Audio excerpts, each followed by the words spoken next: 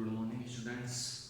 आज के video lecture में हम बात करेंगे डायनेमिक्स में यूनिट नंबर 3 में जो एग्जाम्पल नंबर चल रहे थे हमारे 7.3 के, उसमें आगे बढ़ते हुए एग्जाम्पल नंबर 6 आता है। इसकी बात करेंगे आज हम एग्जाम्पल नंबर 6 की। इससे पहले वाले वीडियो में हमने एग्जाम्पल नंबर 5 की बात की थी। ठीक है, एग्जाम्पल नंबर 6 को देखने से पहले एक नोट के बारे में देखते हैं।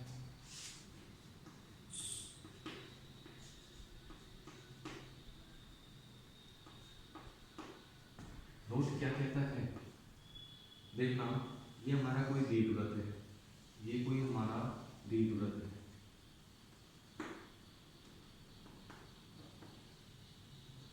अंडाकार रूप में होता है, ये अंडाकार रूप में कोई दीर्घवृत्त बना दिया, इसको कहते हैं केंद्र। इसको नाम दिया ओ केंद्र। ये हुआ, इसको बोलते हैं एक्स वाई एक्स डैश, और ये होता है वाई डैश। इसकी दो फोकियां होती हैं, एस और एफ डैश, मतलब नाभियां होती हैं। ये पॉइंट ए होता है, ये पॉइंट ए डैश होता है। ठीक है, ये बताया हुआ है मैंने। इस पॉइंट का नाम बी है और इस पॉइंट का नाम बी डैश है। इसके निर्देशांक a, 0 होते हैं, इसके निर्देशांक -a, 0 होते हैं, इसके निर्देशांक 0, b होते हैं, इसके निर्देशांक 0, -b होते हैं। ठीक है, ये हमारा क्या है, दीर्घवृत्त है। मैं ये कहना चाह रहा हूँ कि दीर्घवृत्त में, ध्यान से सुनना, ये कहना चाह रहा हूँ कि दीर्घवृत्त में किसी भी पॉइंट, कोई भी पॉइंट हो दीर्घवृत्त में, कहीं पर भी किसी भी पॉइंट की नाभि S व नाभि S डैश, नाभि S व नाभि F डैश से दूरियों का योग 2a के बराबर होता है, या फिर मैं ऐसे बोल सकता हूँ अचर होता है। ध्यान से सुनना, क्या कहा मैंने, दीर्घवृत्त में किसी भी पॉइंट, दीर्घवृत्त में मान लेता हूँ पॉइंट P है। ठीक है, तो दीर्घवृत्त में कहीं पर भी हो सकता है। ये दीर्घवृत्त में किसी भी पॉइंट P की नाभियों S व S डैश से दूरियों का योग कितना होता है, अचर होता है, और वो कितना होता है, 2a के बराबर होता है। तो देखना, फिर बता रहा हूं, दीर्घवृत्त में किसी भी पॉइंट की नाभि S व नाभि S डैश से दूरी, S से दूरी लिखी तो S थी, ठीक है, और S डैश से दूरी S डैश P से दो दूरियों का योग कर रहे हैं। क्या कर रहे हैं, योग कर रहे हैं। कितना आता है, अचर आता है। कितना आता है, अचर आता है, और वो कितने के बराबर होता है, 2a के बराबर होता है। कितने के बराबर होता है, 2a के बराबर होता है। ठीक है, ये हमें ध्यान रखना है, 2a के बराबर होता है। इसको लिख लेते हैं थोड़ा सा, अगर लिखना चाहो तो, ये दीर्घवृत्त पर किसी बिंदु P की नाभि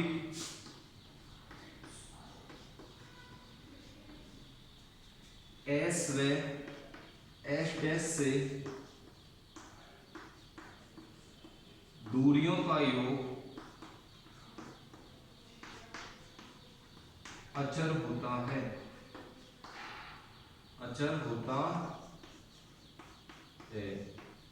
तथा यह स्मॉल 2a के बराबर होता है, 2a के बराबर होता है। ठीक है, दीर्घवृत्त में किसी भी पॉइंट की नाभि S व S से दूरी और उनका योग किसके बराबर होता है, 2a के बराबर होता है। ऐसे भी बोल सकते हैं, या अचर होता है। ठीक है, ये हमें ध्यान रखना है, ये वाला पॉइंट। ठीक है, अब बात करते हैं हम एग्जांपल नंबर 6 की। हम बात करते हैं एग्जांपल नंबर 6 की। देखना एग्जांपल नंबर 6 को,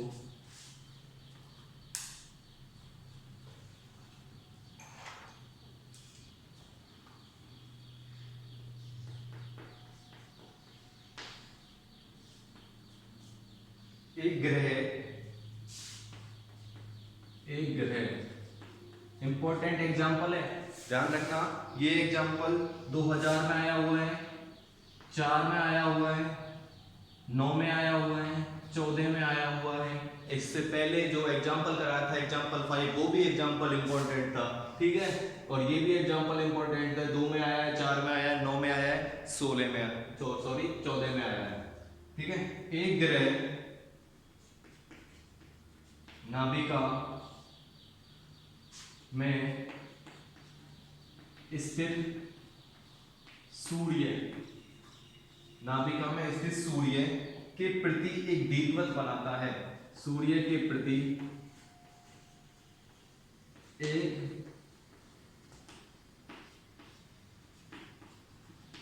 दीर्घवृत्त बनाता है, दीर्घवृत्त बनाता है। तो हमें सिद्ध करना है कि कह रहा है सिद्ध करो कि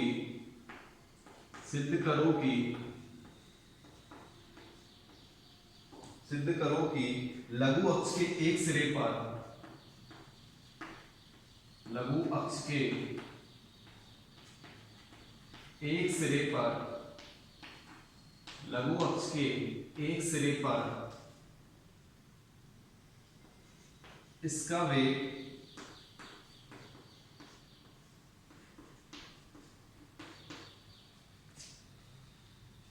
किसी भी व्यास के सिरों पर, किसी भी व्यास के सिरों पर, किसी भी व्यास के सिरों पर के वेग का ज्यामितीय माध्य होगा, के वेग का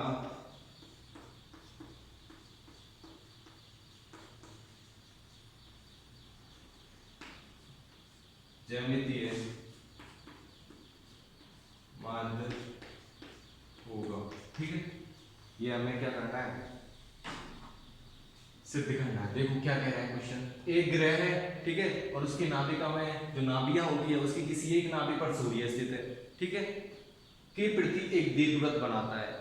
कोई भी ग्रह है, ठीक है, ग्रह कोई भी ग्रह है और उसकी जो दीर्घवृत्त है उसकी नाभिक है, उसकी नाभिक में एक किसी भी एक नाभिक पर क्या स्थित है, सूर्य स्थित है।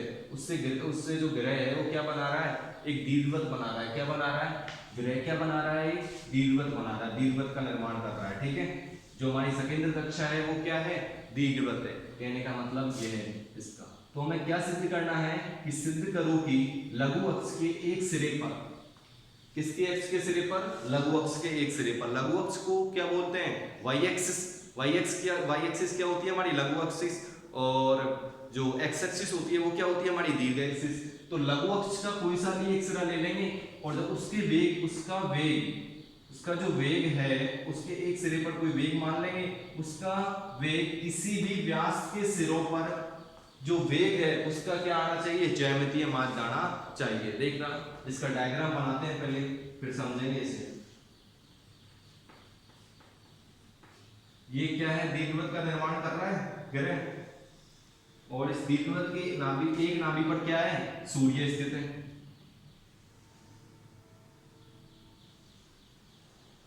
दीर्घवृत्त की एक नाभि पर सूर्य स्थित है, ठीक है। ये नाभि S मान लेते हैं, ये नाभि S मान लेते हैं। ये पॉइंट A हो गया, ये पॉइंट A डैश हो गया, ये पॉइंट B हो गया जिसके निर्देशांक 0, B, और ये B डैश हो गया, ठीक है। ये कह रहा है कि सिद्ध करो कि लघु अक्ष के एक सिरे पर, मैंने मान लिया इसको क्या कहते हैं हम, लघु अक्ष। क्या कहते हैं इसको, लघु अक्ष, ठीक है। लघु अक्ष के एक सिरे पर, मैंने ये वाला ले लिया सिरा B, इसके सिरे पर वेग है, मैंने मान लिया इस पे वेग कितना है, स्मॉल b। दीर्घवृत्त के व्यास के सिरों पर, यानी कि कह रहा है कि इस दीर्घवृत्त में आप कहीं पर भी व्यास बनाओ, तो मैंने व्यास बना दिया। इस व्यास का जो सिरा है उस व्यास के सिरों के वेग का ज्यामितीय माध्य होगा, यानी कि लघु अक्ष के किसी पॉइंट पर वेग का मान, लघु अक्ष के किसी पॉइंट पर वेग का मान इस दीर्घवृत्त के व्यास के पॉइंटों के वेग का क्या होना चाहिए, ज्यामितीय माध्य होना चाहिए। तो मैंने इस दीर्घवृत्त में एक क्या बनाया, व्यास बनाया, और इस व्यास बनाया तो इस पॉइंट को नाम दिया P और इस पॉइंट को नाम दिया Q। इस पॉइंट पर, इस व्यास के इस पॉइंट पर वेग मान दिया मैंने स्मॉल v1 और इस पॉइंट पर वेग मान लिया मैंने स्मॉल v2। कहना ये चाह रहा है जो ये v होगा ना, ये v, ये वेग v, लघु अक्ष के किसी पॉइंट पर जो वेग माना है स्मॉल v, इन दोनों पॉइंटों के वेग का क्या होना चाहिए, ज्यामितीय माध्य। अभी सॉरी, ज्यामितीय माध्य का क्या मतलब है देखना। ज्यामितीय माध्य का मतलब है कि ये जो v का स्क्वायर है ये किसके गुणनफल के बराबर आना चाहिए, v1 और v2 के गुणनफल के बराबर आना चाहिए। ये ज्यामितीय माध्य का मतलब होगा। क्या मीनिंग होगा ज्यामितीय माध्य का कि लघु अक्ष के सिरे पर जो वेग का मान है उसका स्क्वायर का मान इस व्यास के दोनों सिरों के वेग के गुणनफल के बराबर आना चाहिए। दैट इज द ज्यामितीय माध्य। क्या है ये, ज्यामितीय माध्य। ठीक है, आई होप समझ में आया होगा कि ज्यामितीय माध्य क्या है। ठीक है, अब हम इसे कैसे निकालेंगे इस रिलेशन को कि v स्क्वायर बराबर v1 डॉट v2 को कैसे निकालेंगे इसे। तो हम सबसे पहले इस पॉइंट पर वेग निकालेंगे, इस पॉइंट पर वेग निकालेंगे। ठीक है, उसके बाद में इस पॉइंट पर वेग निकालेंगे और इस पॉइंट पर वेग निकालेंगे। ठीक, इस पॉइंट पे वेग का स्क्वायर इन दोनों पॉइंटों के वेगों के क्या आना चाहिए, गुणनफल के बराबर आना चाहिए। हम इस पॉइंट पर वेग और इस पॉइंट का वेग दोनों को क्या कर देंगे, गुणा कर देंगे। अगर वो इस पॉइंट के वेग के बराबर आ जाता है तो हमारा सिद्ध हो जाएगा कि v स्क्वायर बराबर क्या है, v1 डॉट v2 है। ठीक है, v स्क्वायर बराबर क्या है, v1 डॉट v2 है। तो इसे प्रूव करते हैं।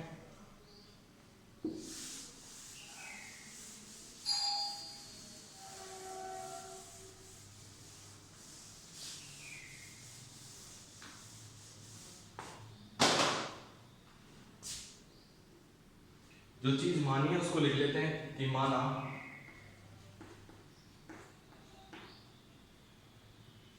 दीर्घवृत्त की नाभि, दीर्घवृत्त की नाभि एस है ना, ये एस, इस पे क्या स्थित है, हमारा सूर्य स्थित है। ठीक, क्या स्थित है, सूर्य स्थित है। तो माना दीर्घवृत्त की नाभि एस पर सूर्य स्थित है। क्या करेंगे, पहले इस बी पॉइंट पर क्या निकालेंगे, वेग निकालेंगे। ठीक है, और फिर इन दोनों पॉइंटों पर निकालेंगे और इन दोनों पॉइंटों पर जो वेग आएगा दोनों का गुणनफल कर देंगे। अगर वो इसके बराबर आ जाएगा, इसके वेग के स्क्वायर के बराबर, तो हमारा प्रूव हो जाएगा कि बिंदु बी पर जो वेग का मान है वो इस व्यास के सिरों के क्या होगा, ज्यामितीय माध्य होगा। तथा लघु अक्ष के एक सिरे पर तथा लघु अक्ष के एक सिरे, कौन से पर, बी पर, ग्रह का वेग कितना है, कितना माना है मैंने, ग्रह का वेग स्मॉल v माना है। लघु अक्ष के एक सिरे पर जो ग्रह का वेग है कितना माना है, स्मॉल v माना है। ठीक है, तब मैंने बताया था कि दीर्घवृत्त में किसी भी पॉइंट पर अगर वेग का मान निकालना हो तो क्या होता है फॉर्मूला, v स्क्वायर बराबर म्यू 2/r माइनस 1/a। यही बताया था मैंने कि दीर्घवृत्त के किसी भी पॉइंट पर वेग का मान कितना होता है, v स्क्वायर बराबर म्यू 2/r माइनस 1/a। अगर अतिपरवलय की बात करता तो बीच में प्लस आता। ठीक है, अब देखना सूर्य कहाँ स्थित है, हमारा S पर स्थित है। सूर्य किस पर स्थित है, S पर स्थित है। और हमारा जो ग्रह है वो ये रहा। इस पॉइंट की बात कर रहे हैं हम, इस पॉइंट पर वेग निकाल रहे हैं, तो इस पॉइंट की और इस पॉइंट के बीच की दूरी जो r का मान होगा हमारा वो क्या होगा, इस पॉइंट की और इस पॉइंट के बीच की दूरी होगी। तो हम सबसे पहले v स्क्वायर बराबर म्यू, r है हमारी क्या हो जाएगी, s भी हो जाएगी माइनस 1/a। चूंकि s भी किसके बराबर है, यहाँ लिख देंगे या फिर निकाल लेंगे नीचे। चूंकि एस बी कैसे निकालेंगे, एस बी का मान दोनों पॉइंटों के बीच की दूरी कैसे निकालते हैं, अंडर रूट, इसको मान लेंगे x1 y1, इसको x2 y2। इसके निर्देशांक कितने होंगे इस एस के, a e, 0, तो x2 y2, तो ये हो जाएगा x2 माइनस x1 का square plus y2 minus y1 का स्क्वायर। ठीक है, तो यहां से आएगा ये a square e square plus का b स्क्वायर, ये हो जाएगा under root a square e square plus b square का मान हमने पढ़ा हुआ है कितना होता है, a square 1 minus e square होता है। ठीक है। जब इसको मल्टीप्लाई करेंगे ए स्क्वायर को अंदर, तो ये आएगा ए स्क्वायर ई स्क्वायर प्लस इसका अंदर मल्टीप्लाई एक से, तो ए स्क्वायर माइनस ए स्क्वायर और ई स्क्वायर, ए से ये कैंसिल हो जाएगा और कितनी आ जाएगी एस बी ए आ जाएगी। कितनी आ जाएगी एस बी का मान कितना आ जाएगा ए आ जाएगा। जब एस बी का मान ए यहां पर रखेंगे तो देखो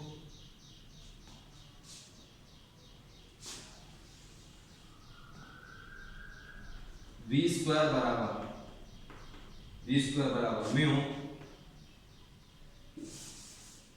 म्यू 2 अपॉन एस बी का मान कितना है ए माइनस 1 अपॉन ए, तो वी स्क्वायर बराबर म्यू 2 अपॉन ए में से माइनस 1 अपॉन ए जाएगा तो ए अपॉन ए, तो कितना आया इस पर वेग का मान म्यू अपॉन ए, कितना आया इस बी पॉइंट पर वेग का मान आया म्यू अपॉन ए। ठीक है, अब अपन क्या करेंगे, इस जो दीर्घवृत्त का जो व्यास है पी क्यू हमने माना है, इस पी पॉइंट पर वेग निकालेंगे और क्यू पॉइंट पर वेग निकालेंगे। पहले लिखेंगे लैंग्वेज कि माना दीर्घवृत्त का व्यास पी क्यू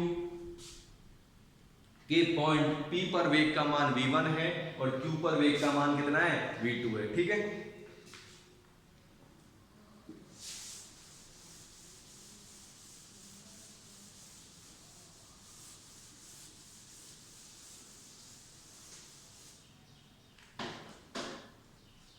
इसको नाम देंगे इक्वेशन 1, लिखेंगे तथा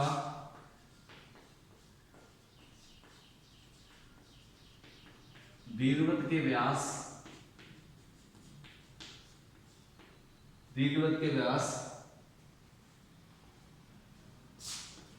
PQ के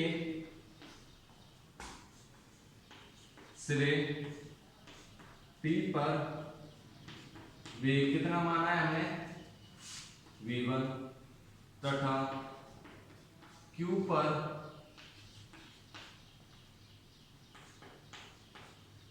वेग v2 है।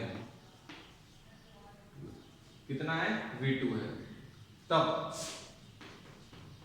बिंदु p पर वेग निकाल रहे हैं अपन, क्या निकाल रहे हैं बिंदु p पर, फिर निकालेंगे बिंदु q पर और दोनों का क्या कर देंगे गुणनफल कर देंगे। और दोनों का गुणनफल किसके बराबर आना चाहिए, इस इक्वेशन नंबर 1 के बराबर आना चाहिए, यानी कि v स्क्वायर किसके बराबर v1 डॉट v2। अगर ये सिद्ध हो जाएगा तो हमारा सिद्ध हो जाएगा कि लघु अक्ष के किसी बिंदु पर जो वेग होता है वो दीर्घवृत्त के किसी व्यास के सिरों के वेग का क्या होता है ज्यामितीय माध्य होता है। ठीक है, इसको बार बार समझा रहा हूं मैं, ज्यामितीय माध्य का क्या मतलब है तो ध्यान से समझना है इसको। अब निकालेंगे बिंदु P पर वेग, तब बिंदु P पर वेग, बिंदु P पर वेग निकालेंगे तो बिंदु P का स्थित था दीर्घवृत्त पर स्थित था, तो वही फॉर्मूला लगेगा कि दीर्घवृत्त के किसी भी पॉइंट पर वेग निकालो तो कितना आता है v स्क्वायर बराबर mu 2 upon r minus 1 upon a आता है, यही आता है। तो यहाँ पर वेग कितना माना है v1 माना है, तो v की जगह क्या हो जाएगा v1 हो जाएगा, तो ये आ जाएगा v1 का स्क्वायर बराबर mu 2 upon r minus 1 upon a, 2 upon r minus 1 upon a. ठीक है, अब देखना क्योंकि डायग्राम की आवश्यकता पड़ेगी और डायग्राम मैंने बिठा दिया है, तो डायग्राम छोटा सा यहाँ पर बना लेते हैं। ठीक है, ये था S, ये था S डैश और ये माना था मैंने कितना P और ये माना था Q। ठीक है, यही था और ये पॉइंट था B, इस पर वेग था V, इस पर वेग है V1 और ये हो जाएगा V2। यही था हमारा डायग्राम। तो देखना जो R है और बिंदु P पर निकाल रहे वेग का मान, तो बिंदु P की जो सूर्य कहां पर स्थित है S पर स्थित है, तो उससे दूरी का मान कितना होगा R होगा, यानी कि R की जगह कितना आएगा SP आएगा और SP हमें पता होना चाहिए कितना है v1 स्क्वायर बराबर म्यू R कितना हो जाएगा SP माइनस 1 अपॉन ए। चूंकि SP तो निकाल देते दो बिंदुओं के बीच की दूरी, लेकिन बिंदु P के निर्देशांक है वो हमें पता नहीं है कितने, तो इसको भी ऐसे ही रहने देते हैं। क्वेश्चन नंबर 2 तथा अब निकालेंगे बिंदु Q पर वेग, बिंदु Q पर वेग तथा बिंदु Q पर वेग, बिंदु Q पर वेग कितना है v2 है, तो v2 का स्क्वायर आएगा mu 2 upon r minus 1 upon A. अब चूंकि बिंदु Q पर काट रहे हैं वेग, तो बिंदु Q की S से दूरी देखेंगे तो कितना SQ, R कितनी हो जाएगी SQ। जिस पॉइंट पर वेग काट रहे हैं उस पॉइंट की दूरी देखेंगे सूर्य जिस नाभि पर स्थित है उस नाभि से, ठीक है। तो ये V2 का स्क्वायर हो जाएगा बराबर म्यू, और यहाँ पर R की जगह कितना आएगा SQ, तो 2 upon SQ minus 1 upon A, तो ये हो जाएगी इक्वेशन नंबर 3। हमें क्या दिखाना था, V स्क्वायर बराबर होना चाहिए किसके, V1 और V2 के, ठीक है। हम इन दोनों समीकरणों को क्या करेंगे, गुणा करेंगे, मल्टीप्लाई इक्वेशन नंबर 2 एंड 3।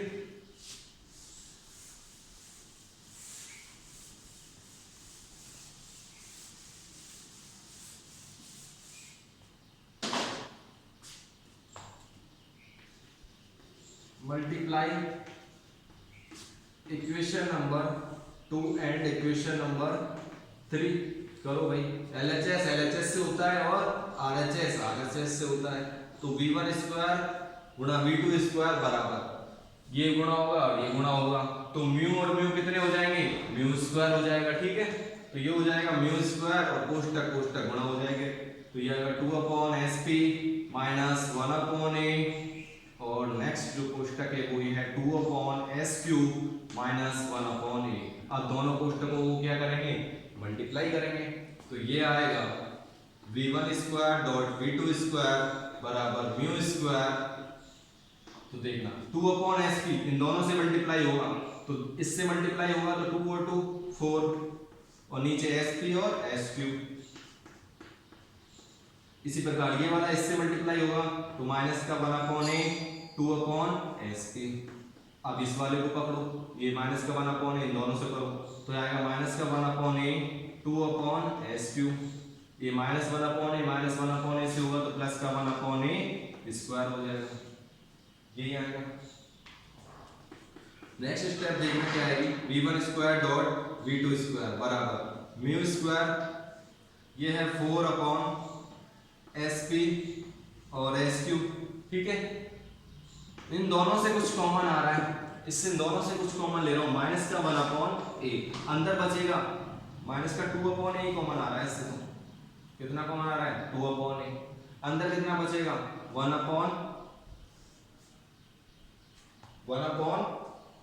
अंदर कितना बचेगा, माइनस का 2 अपॉन A कॉमन आ गया, अंदर बचेगा 1 अपॉन SP और प्लस का 1 अपॉन SQ, प्लस का क्यों, क्योंकि माइनस कॉमन लिया है इनसे, ठीक है। और लास्ट में कितना चल रहा है 1 अपॉन A स्क्वायर, ये चल रहा है।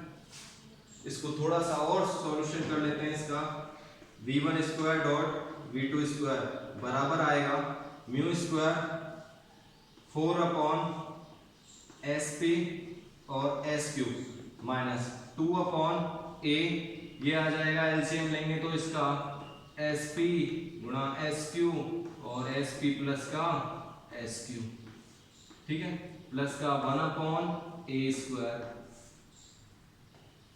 अब देखना ये वाली इक्वेशन आ चुकी है हमारी। अब चूंकि हमारे पास इनका मान नहीं है तो पहले इनका मान निकालना पड़ेगा, SP और SQ plus SP plus SQ का, ये कितने किसके बराबर होते हैं, तो देखना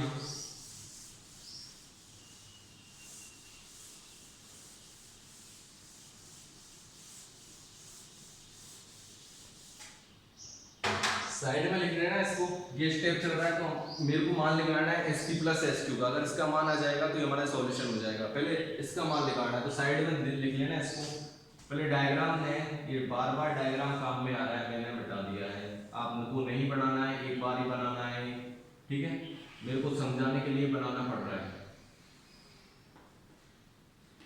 ये है B पॉइंट और ये था इसका व्यास PQ, ठीक है, और ये इसकी क्या थी नाभियां S, और ये था H डैश, S और H डैश, S पर सूर्य स्थित था, ठीक है। तो देखना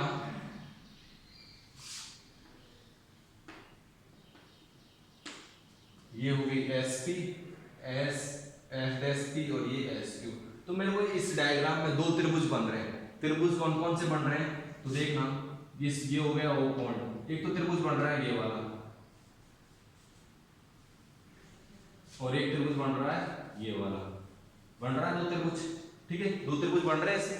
तो ये वाला त्रिभुज का नाम दे देता हूं त्रिभुज O P S dash, O P और एस डैश, ये वाला त्रिभुज।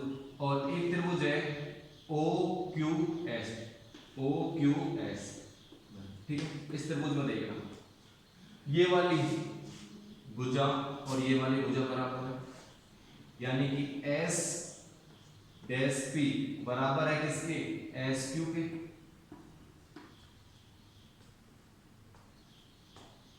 सॉरी ये नहीं है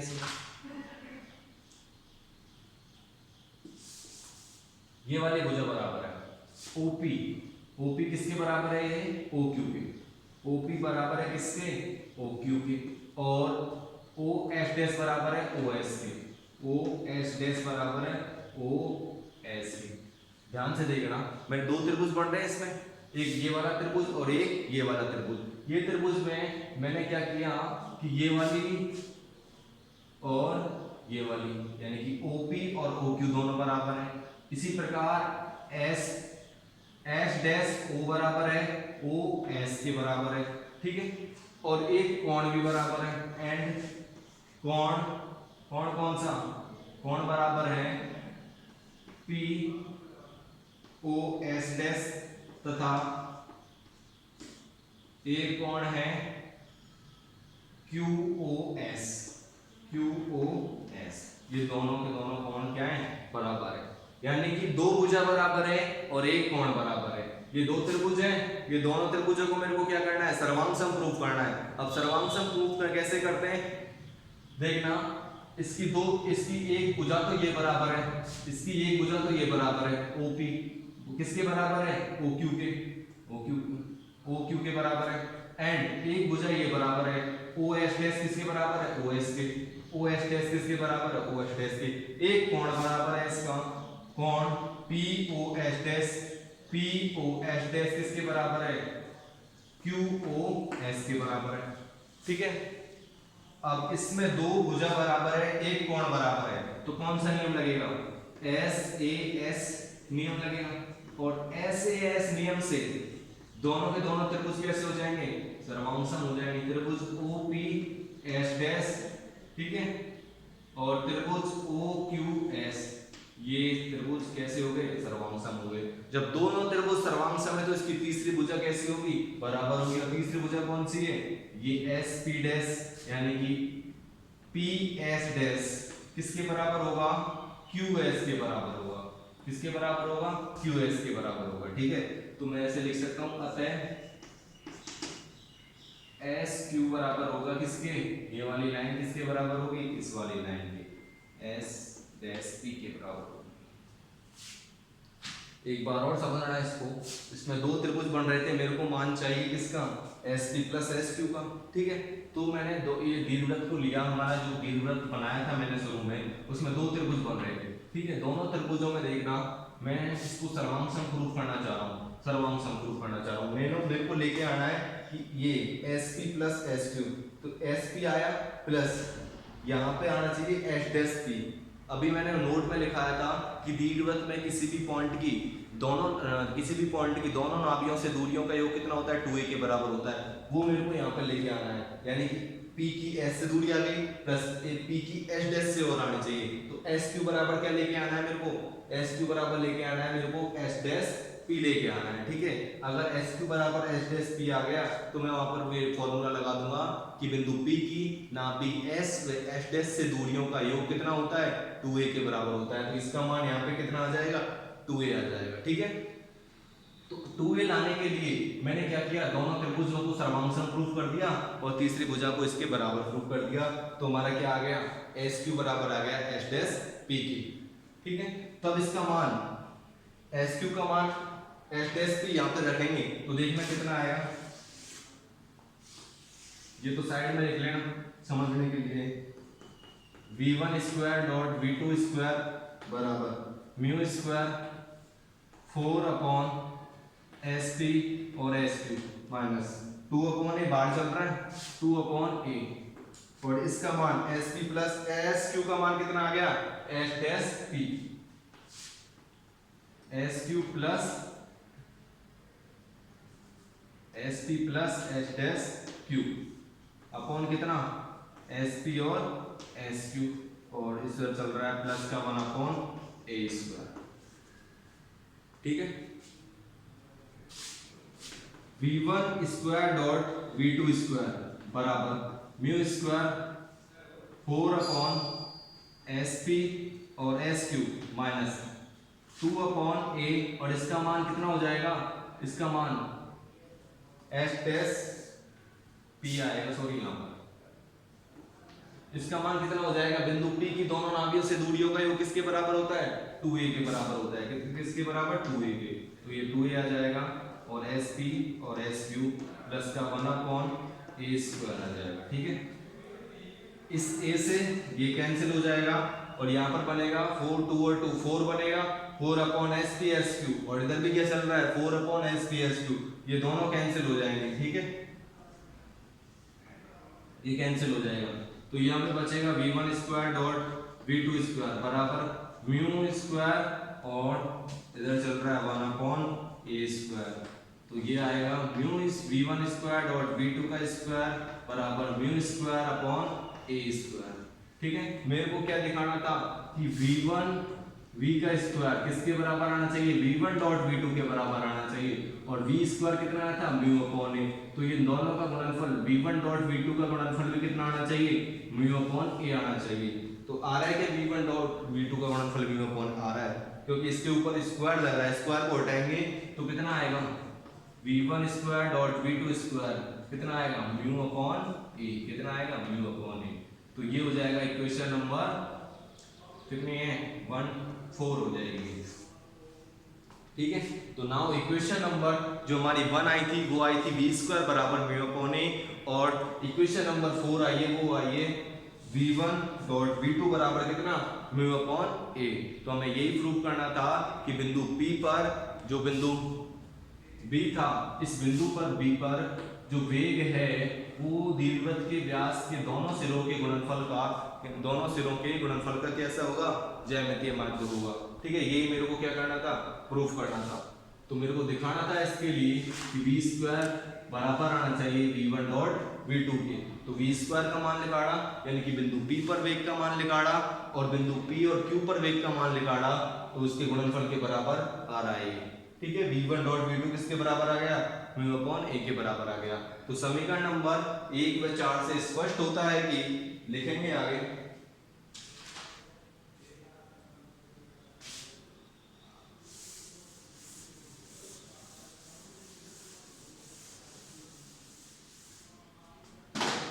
अतः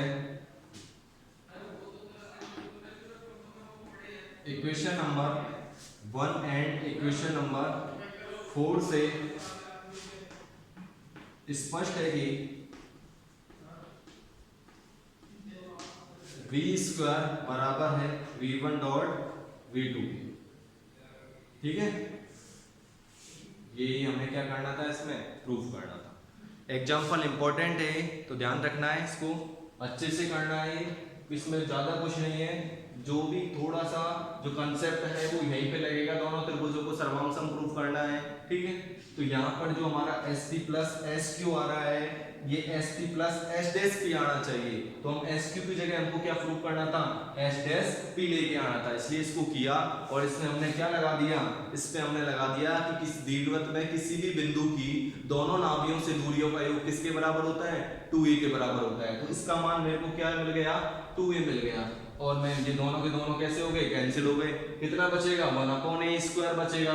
तो ये v1 का स्क्वायर और v2 डॉट स्क्वायर कितना हो जाएगा, mu square 1 upon a square. ठीक है, मेरे को दिखाना था v1 डॉट v2, तो मैंने इन दोनों का स्क्वायर हटा दिया, तो यहाँ से भी स्क्वायर हट जाएगा। ठीक है, तो ये आ जाएगा v1 डॉट v2 बराबर म्यू अपॉन a, और ये बराबर आ रहा है किसके, v स्क्वायर के बराबर आ रहा है। तो मेरे को भी यही दिखाना था कि इक्वेशन नंबर 1 और 4 से स्पष्ट हो गया कि v स्क्वायर किसके बराबर है, v1 डॉट v2 के बराबर है, यानी कि v1 और v2 का कैसा है, ये ज्यामितीय माध्य है। ठीक है, तो ये क्वेश्चन इंपॉर्टेंट है, ध्यान रखना। ये हुआ example number 6। Thank you very much.